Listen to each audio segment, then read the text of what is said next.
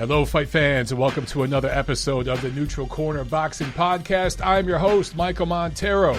This is episode 204B for the week of January 18th, 2020. I see you guys, Jack Alters on the chat talking about the haircut. Appreciate it, man. Yeah, I had to get my my wig cleaned up. All right, guys. So we got some good stuff to talk about here. Some rumors, some news and notes, and, of course, the fight preview. Quick housekeeping. So we will not have a show next Monday. I believe that will be Monday the 20th. I'm going to be traveling for a project. I'll be en route. I'll be driving. So I won't be able to do a show Monday. We'll have a show next Thursday. So a week from tonight. And that will be a loaded show. We'll review what happens this weekend. We will preview what happens coming up the next weekend. So no show next Monday, Martin Luther King Day. I'll be traveling for a project, okay? Again, guys, as I always remind you, the best thing you could do to help me out here is just spread the word about the podcast, man. Leave a rating and a review. If you've done it on iTunes but haven't done it on Spreaker, or you've done it on Spotify but you haven't done it on, I don't know, what's another one? There's a million of these platforms now, right? Make sure you get to all of them at some point. Likes, reviews, ratings, all of it, right? And then spread the word, man. Post it on your social. Get the word out about the show. So we are about a week and a half away from phone calls on the show. So at some point next week, I will post a video up on my channel. I'll post some tweets and stuff like that. I'll let you guys know the number, where to call, and everything else. I think it's going to be a 213 number. It's going to be a local Los Angeles number. But other than that, man, I think you guys can call from your cell. You can call from Skype, whatever it is, and we'll start having calls on the show. So I can't wait for that. It's going to be so awesome to talk with you guys. And then you won't have to listen to me just yap by myself every show. You'll be able to hear other people. The coolest part, too, other than talking with you guys every week, is we'll be able to have guests on the show. So I already got a line of people in the business, both just promoters, network people, fighters, trainers, and other media people that are going to be on the show. So we'll get to a point where every week we have a guest on the show. We'll start the show with a guest, and then we'll open it up to phone calls. So I can't wait, man. It's just awesome. 2020 is going to be such a great year. It's been a rough couple years getting all this set up and together, but we're right there, man. We're right on the cusp. I can't wait. All right, so let's get into some quick news and notes. So one thing I forgot to mention on Monday's show is Andrew Cancio signed with Top Rank. If you remember recently, Cancio lost his last fight, and he had kind of a beef with Golden Boy Promotions. He thought they weren't doing him any favors. They thought they had done very well by him. So there was a beef there. They let him go. And I told you guys right then and there that I thought it was a really good idea for Top Rank to pick him up, because I think they know exactly how to promote him. They have fighters in and around the weight class Cancio fights in. Lo and behold, he signs with Top Rank. It's like I almost know what I'm talking about or something. So I think he's going to do very well with Top Rank, and they'll know exactly how to promote him. It's going to be very similar, not exactly the same, but similar. There's going to be parallels to, I think, what you saw with Jamel Herring. I think you're going to see an improved, better Andrew Cancio in 2020 and 2021. So let's talk about ratings real quick. I talked a little bit about this Monday, but the Claressa Shields, Ivana Habison card, that fight, I should say, peaked at 288,000. So that is down, obviously, from Shields' fight with Christina Hammer, which peaked at 369. And that is down from Shields' peak with Hannah Gabriels that peaked at 410,000. So there's a pattern there. She's trending downward. And there's a million reasons for that. Stupid, lazy people will point to a couple of reasons, but logical, objective, smart people will point to dozens of other reasons that are leading to this. And most of it has to do with Claressa Shields herself, both in the ring and outside the ring. Also, Joe Smith and Jesse Hart, that fight peaked at 673,000 views. And that card struggled because it started right around, that card actually started while the Titans-Ravens NFL playoff game was going on. And if you look at the average ratings of that card, they were abysmal. But I think that's kind of an anomaly because, again, it started during that playoff game. The ratings, if you look at the hour-to-hour ratings, they improved dramatically after the Titans-Ravens playoff game. So 673,000, that's not a very good rating for ESPN. It's not complete dog shit, but it's not very good. But Joe Smith, Jesse Hart, not necessarily household names. All things considered, you're going head-to-head with an NFL divisional round playoff game. I think it's a decent rating, but nothing to get excited about. Biggest news item of this week, I guess this is news. Former NFL wide receiver Antonio Brown has been posting videos of himself training, hitting mitts. There was a picture of him with Vladimir Klitschko. Did they train together? I don't know, but they were in the same gym working out, and they took a picture together. Obviously, Antonio Brown's a boxing fan, if he knows who Vladimir Klitschko is.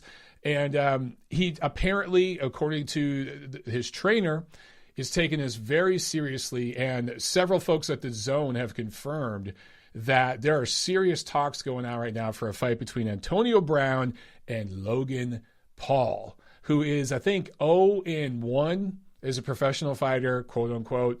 And I think he lost or maybe had a draw or something with his only amateur fight. So Logan Paul, here's the thing. In terms of, a lot of people are favoring Logan Paul in this matchup. I'm not going to talk too much about it right now. The videos of Antonio Brown, he looked abysmal. I mean, he just looked absolutely terrible. Just stiff as a board. Stiffer than my, you get what I'm saying. Stiff, okay? No upper body movement. Like, it looked like his backbone was fused. Like he was incapable of bending at the waist. Right foot was leaving the ground when you threw a right hand. Just awful. But apparently he's taken this seriously, and he's kind of lost his mind recently. He's been saying weird racist things and just sexist things on Twitter and just kind of all over the place. But apparently now he wants to be a boxer. Here's the thing. He's 5'9", 180 pounds. Logan Paul is 6'1", and I think he was 199 for his fight with KSI. So in terms of body size, this fight, body size, it kind of looked like Logan Paul versus a really in-shape KSI. For those of you who watched that, that's what it looked like. Antonio Brown ripped, obviously, and KSI has a little bit of fat on him, a little bit of a belly. But in terms of height and reach, that's kind of what it looked like, you know? Here's the thing. Everyone favoring Logan Paul, and I understand why you do that, but it's not like Logan Paul is some boxer, right? He's not very good himself. His fundamentals are complete dog shit. But he is a really young man. The thing with Antonio Brown, obviously I'd favor him if he fought Logan Paul, because even though he's complete dog shit as a boxer, every punch would be telegraphed. A guy like me, and I'll put it on record right here on video, I'll fight Antonio Brown. I tweeted this, by the way, okay? I'm not trying to be a big hero here. I'm being serious. I would fight Antonio Brown. If DAZN paid me $100,000, sign me up. I'll fight Antonio Brown next week because I'd tune his ass up. I know exactly how to fight him. But someone like Logan Paul, he's not going to see the punches coming. He's not going to know how to react. Antonio Brown is a professional athlete and a grown-ass man. I would favor him to beat Logan Paul. Yeah, I'm going to put it out there. I would favor Antonio Brown to beat Logan Paul. There's a reason why they're calling him out and going after him versus someone who actually knows boxing. Okay, there's a big difference there. All right, let's preview what we got coming up, guys, and then we'll get to the chat. It's not a loaded show. It's a light week. Okay, I've talked about this in the past couple weeks. Like, we've got a loaded schedule, but it's not necessarily big fights. I like that we have a loaded schedule, though. If you guys are diehards, you're fight freaks, you're going to watch these fights. So Friday, January 17th, tomorrow, Salida Promotions, another card on ShoBox from Sloan, Iowa.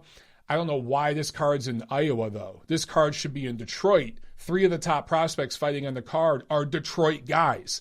And Salida, I like what he's trying to do because he's trying to help out Detroit boxing. He really has made an imprint on Detroit. He's the only promoter that's invested at all in Detroit fighters. You guys know that's my hometown. Michigan's my home state. So I care about this.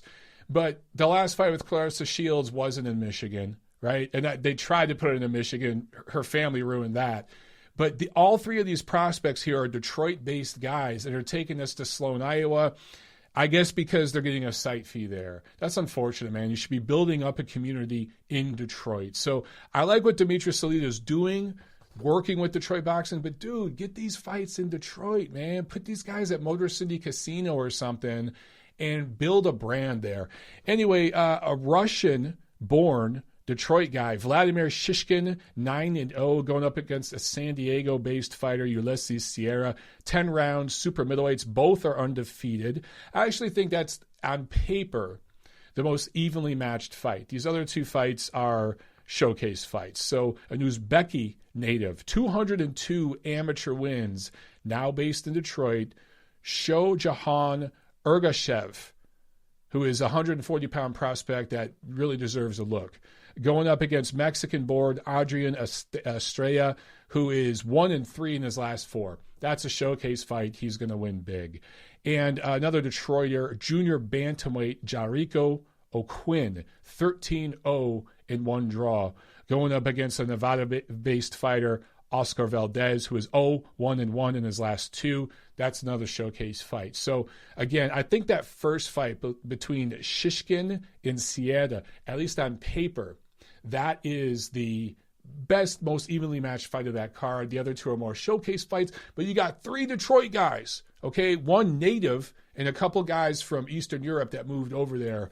I love that. I just wish this card was in Detroit.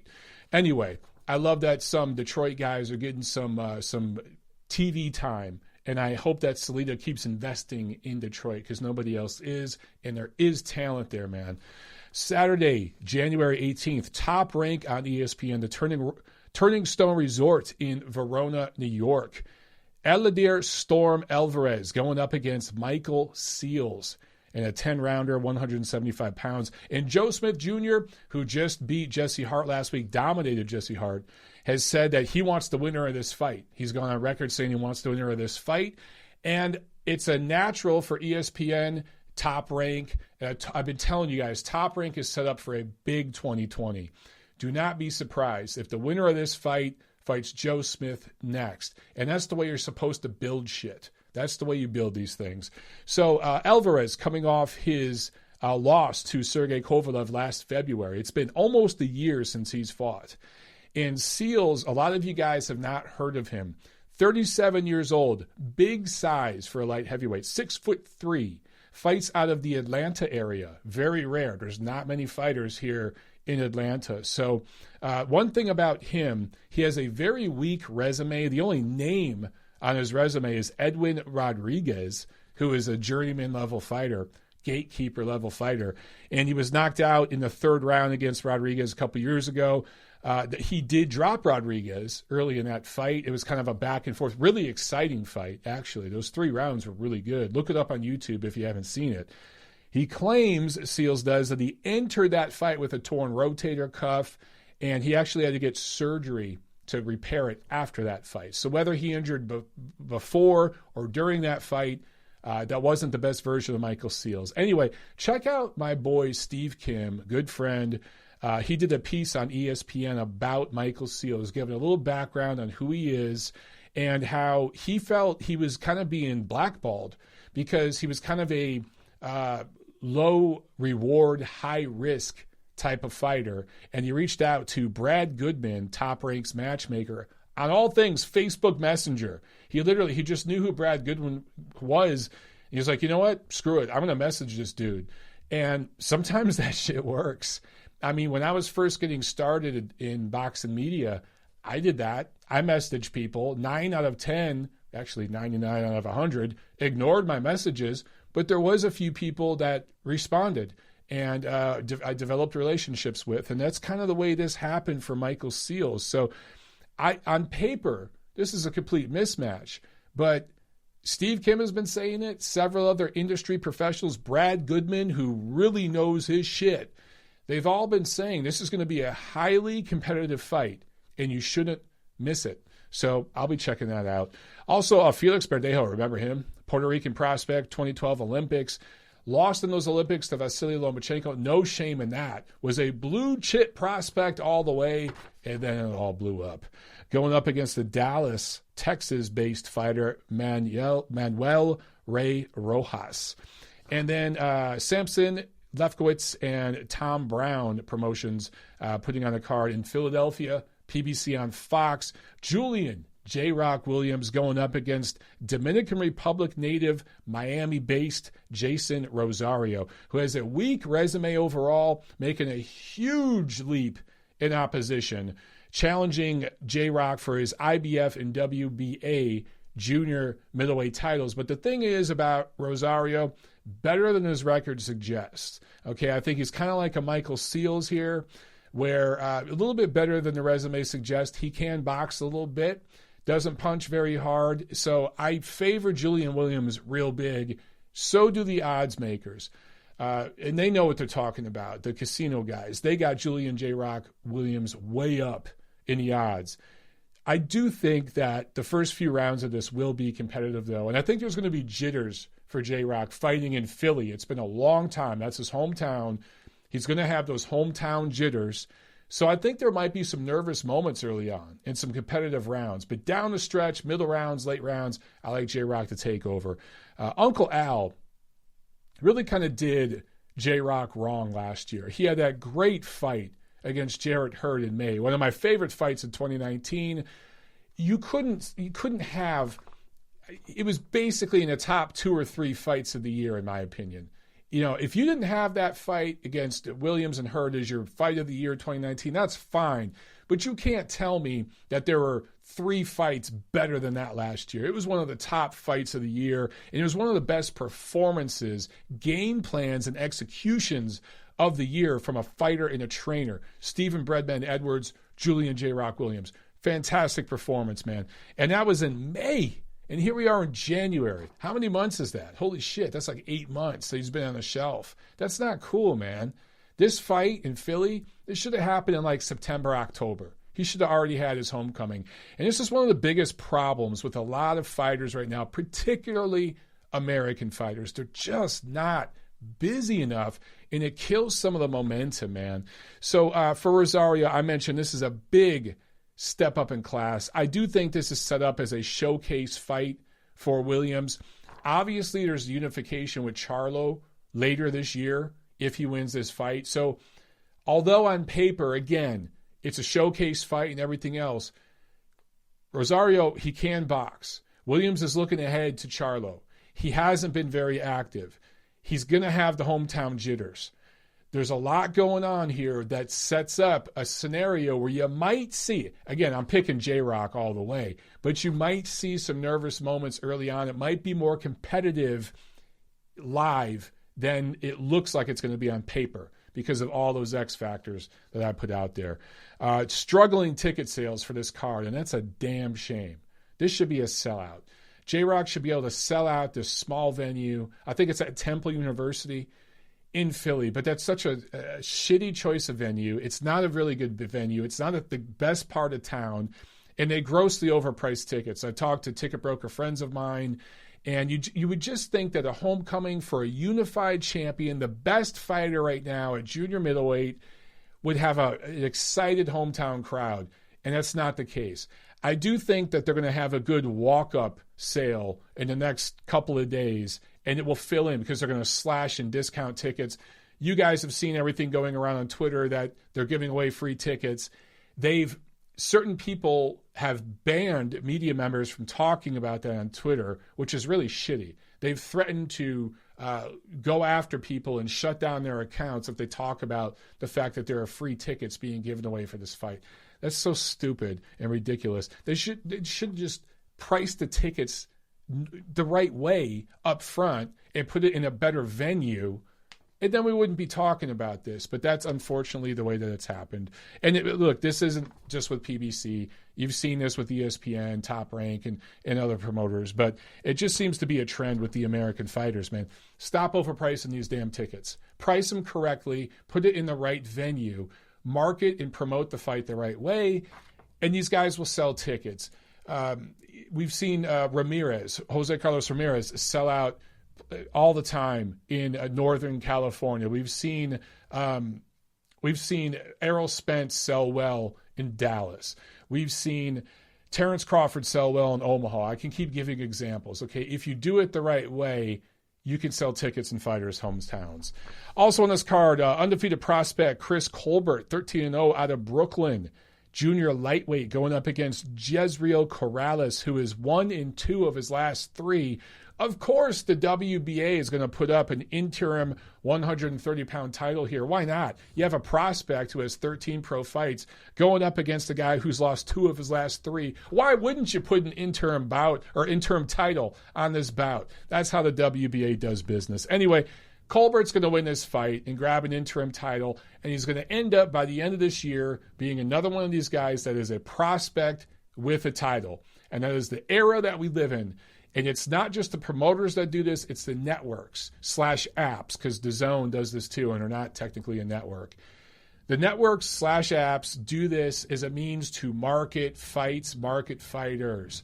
And it might work for casual fans, but educated, nuanced boxing fans, which you guys are if you're listening to this show, because this is the diehard of the diehard, you're not falling for this shit. Chris Colbert, I think, is going to win this fight. And he's a blue chip prospect. He's somebody that I definitely have my eye on. But is he ready for a title? Is he ready to go up against the very best at 130? Absolutely freaking not. But that's the WBA for you. Also on this fight, a couple other prospects. Joey Spencer, who's 9-0, only 19 years old, 154 pounds. I don't see a whole lot of potential there, but he is only 19. I think if they really develop him the right way, maybe there could be something there. I'd feel a lot better with Joey Spencer if he were with Top Rank, because they know how to build prospects the right way. They just have the best matchmakers in the business over there at Top Rank. Also, another prospect, very young, Vito Mielnicki, who is 3-0, only 17 years old, a welterweight, and his nickname is White Magic. That's the stupidest freaking nickname. Really, dude? White Magic? You couldn't think of something better. Whatever. He's 17 years old. So that's it for the preview, guys. Like I said, it's a light show. So we could get to the chat here for a few minutes. Get some questions in now, guys. Let me make sure I didn't miss any super chats. I don't think I did. Get them in now, guys. And White Magic. What a terrible freaking nickname. I mean, that's just so stupid, dude. Why do that? And I'm sure it's not him who came up with that nickname. I'm sure it was guys in the gym. But look, I used to get shit like that in the gym, and I used to tell guys, man, shut up with that. Give me another nickname. I used to get so mad at that shit. I don't want to be known that way. You give me another nickname based on my personality. Gail Falkenthal says we also have White Chocolate and Black Magic. Look, Black Magic works, okay? I get it. The whole White Chocolate, white to me, that's more of an insult than anything else. That's kind of an underhanded joke kind of thing. I don't like those nicknames. They're just kind of stupid. Piglet Smith asked me, do I have a puncher's chance versus Wilder? I guess, but if he lands that right hand on me, I'll be asleep for about a week. So, yeah, I'm not going near Wilder. Well, if they paid me $10 million, I'd fight Wilder. I'd fight anybody, but that's different.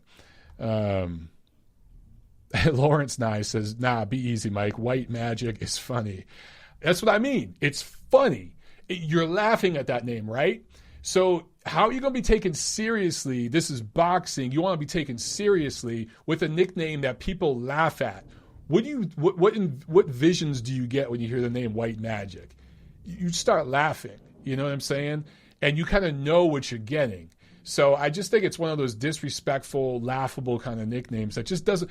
Here's the thing. How many all-time greats do you know with nicknames like that? White Chocolate, White Magic, White Thunder, White Lightning. It doesn't work. It just doesn't work. So those nicknames never work out. Just don't work out. Let's see here. Gail Falkenthal says, bad nicknames stick like gum to your shoe. Show do. Remember, the worst nickname ever was Kelvin Brock, the boxing banker. Remember that shit? The boxing banker. Now, I got to give it to Kelvin Brock. He had the knockout of the year against Zuri Lawrence. I can't remember. It was like the early 2000s. Beautiful knockout. So that was his claim to fame. It was his biggest accomplishment. He went up against Klitschko and got destroyed. But his nickname was the Boxing Banker.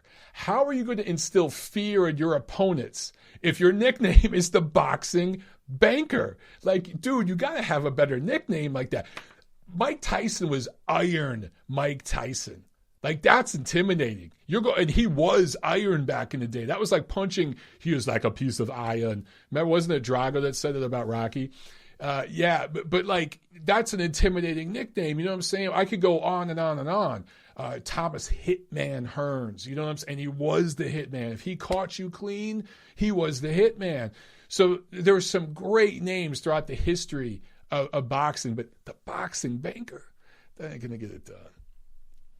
Survive says, just drop the white part. I agree with you. If his nickname was just Magic, perfect. Paulie Magic Man Malanyaji. Didn't Antonio Tarver use Magic Man? There was a couple fighters that used Magic Man. Piglet talked about Dr. Steelhammer. Like, that's very German.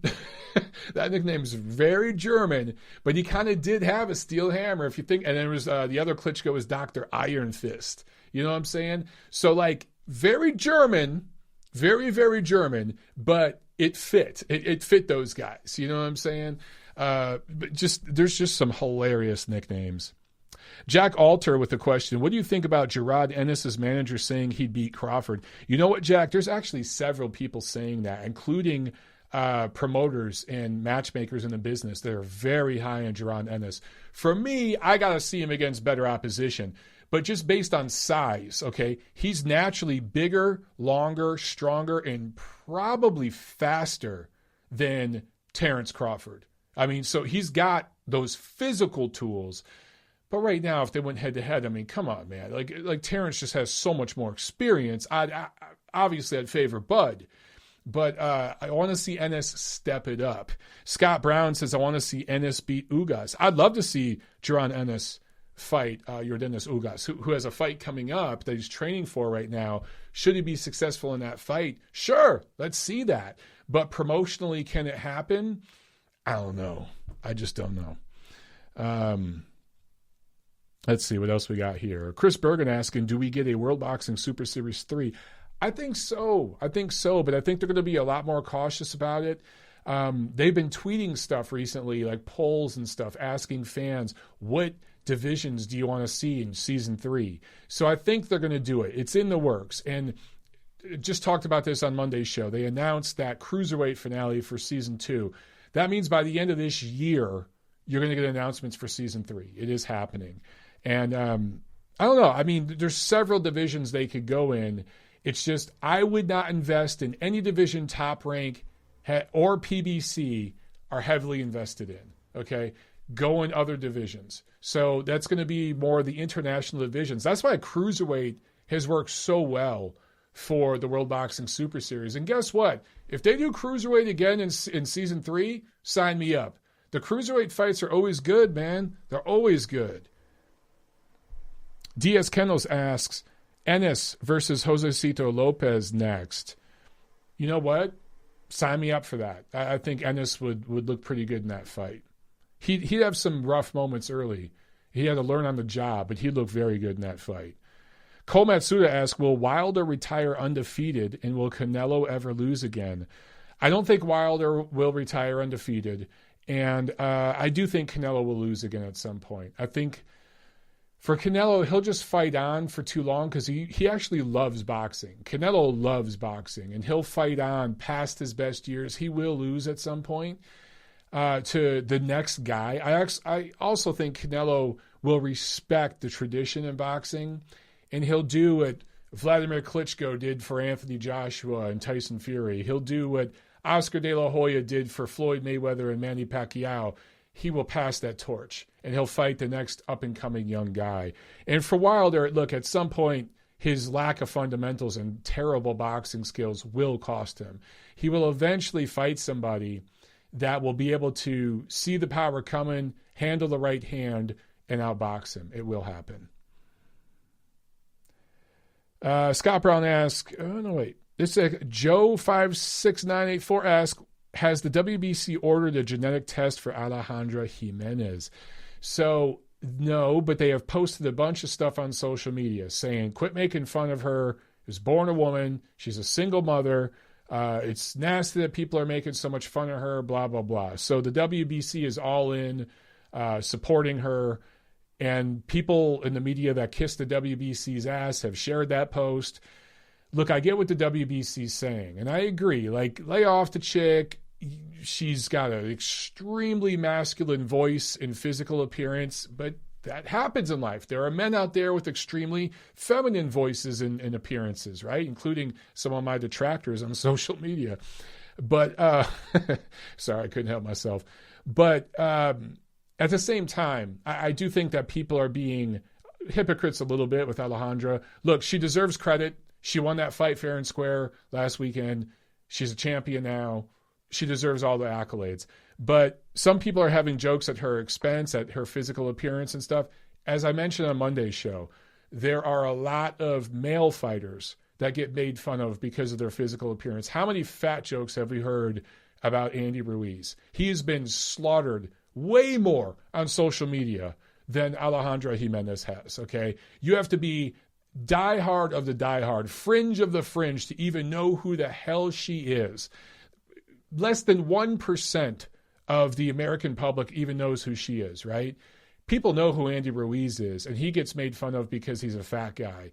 So male fighters get made fun of way more. So I think for some of the people that are trying to jump up right now and be protective of Alejandra, I understand why, but where were you when other guys, when men, Andy Ruiz is being made fun of, or some of these other guys for their voice, their appearance, whatever it is?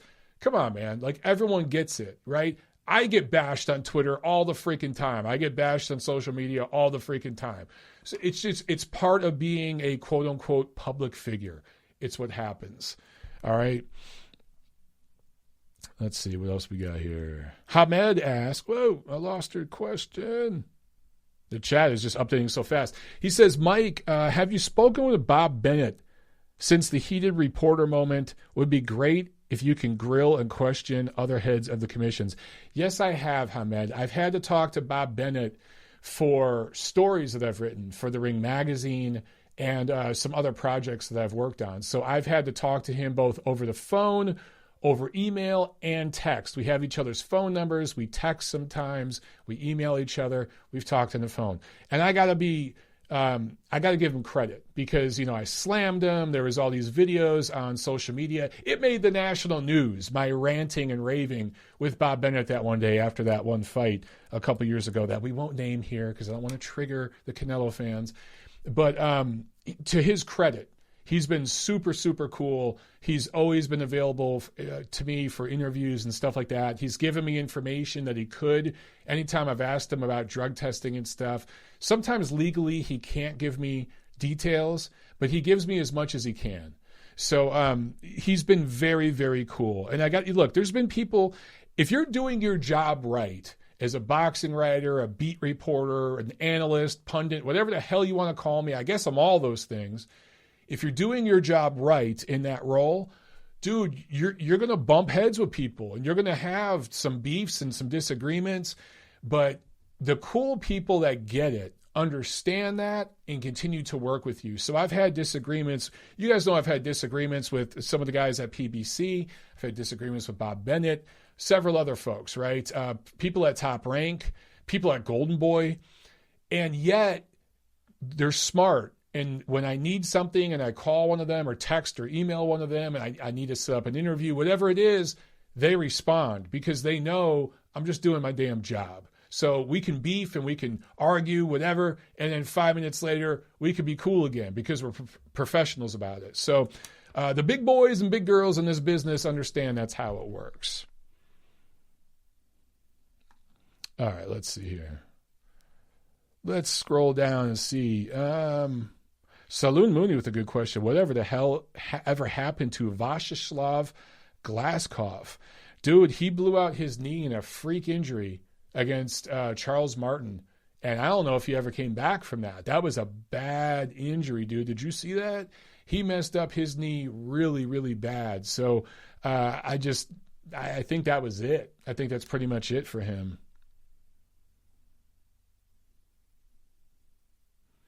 Lawrence Nye says, hey, Mike, tell everyone in the chat that a prime Roy Jones Jr.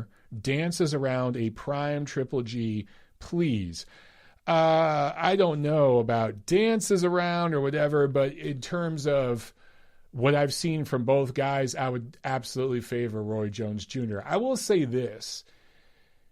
It would be very competitive because of their styles. I want you to think of a guy Roy Jones fought that had Golovkin's style, prime Golovkin.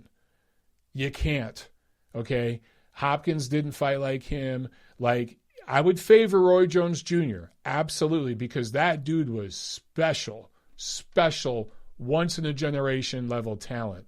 However, it would absolutely be competitive, especially in the later rounds, because Triple G his pressure, that jab and the bodywork of a prime Triple G would start to bother Roy Jones to a degree. But obviously, I'd favor Roy by decision, 116, 112, somewhere in that range.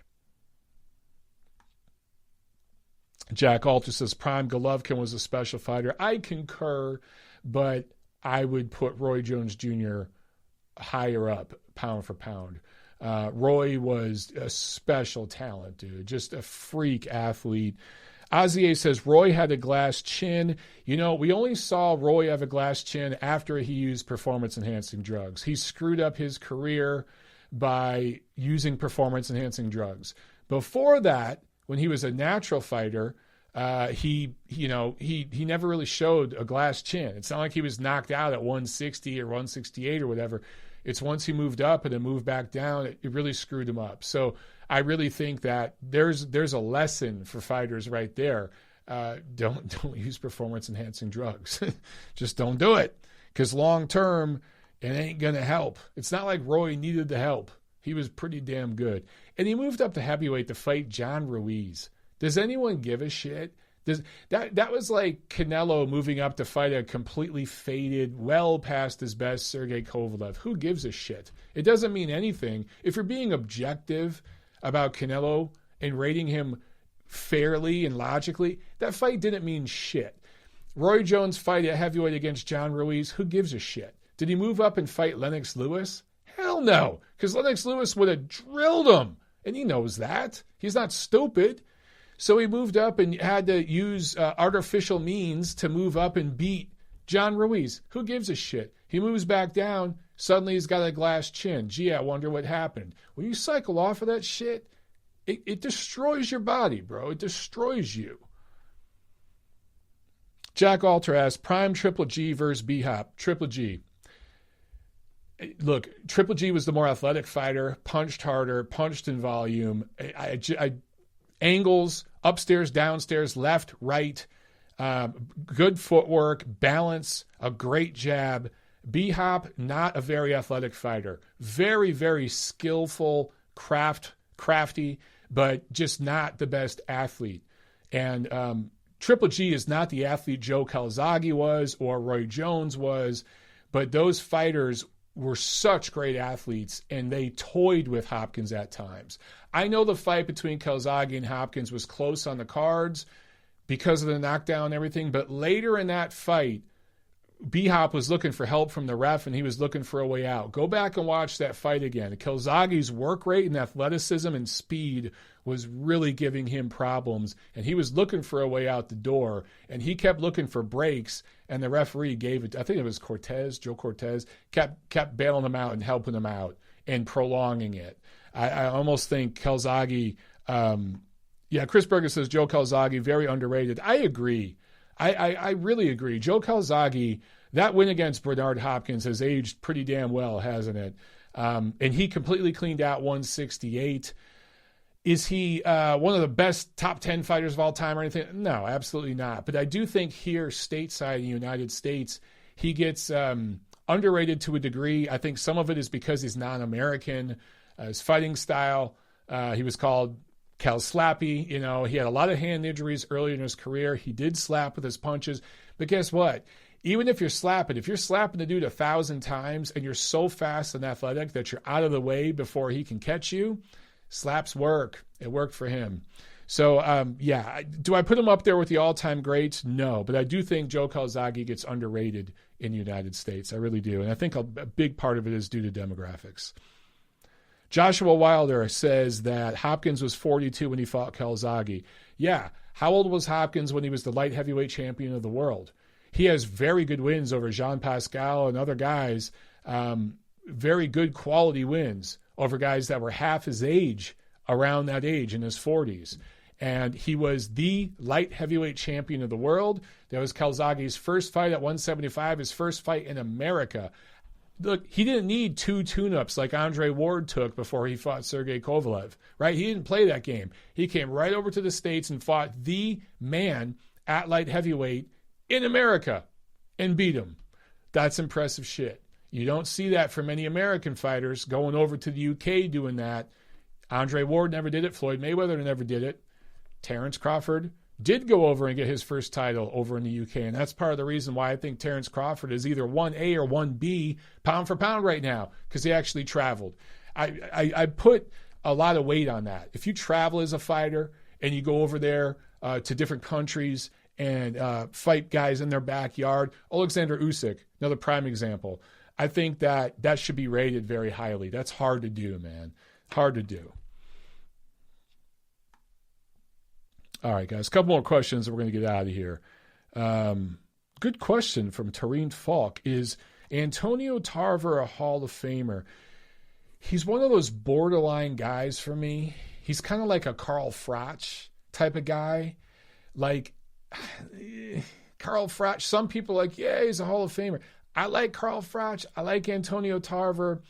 They would have to get in on a really, really, really weak year. Really weak year. Maybe Antonio Tarver eventually gets in, but if I'm voting this year, I probably don't vote for Antonio Tarver. You know what I'm saying? He's just one of those guys that falls just a little short of that.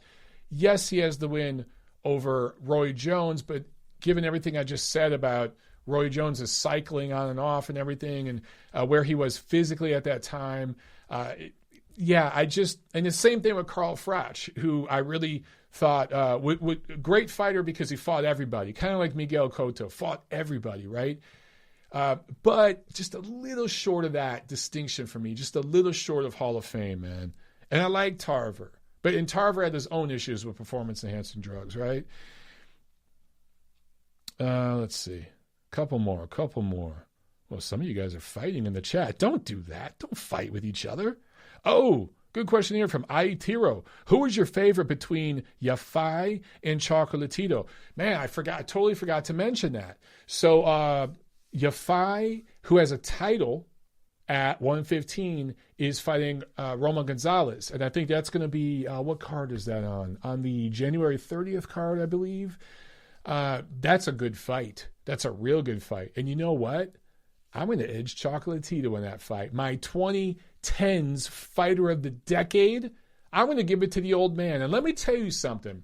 If he pulls that off and beats the young man, all the people that were giving Manny Pacquiao so much credit for beating Keith Thurman last year, you better give Roman Gonzalez credit if and when he beats Yafai.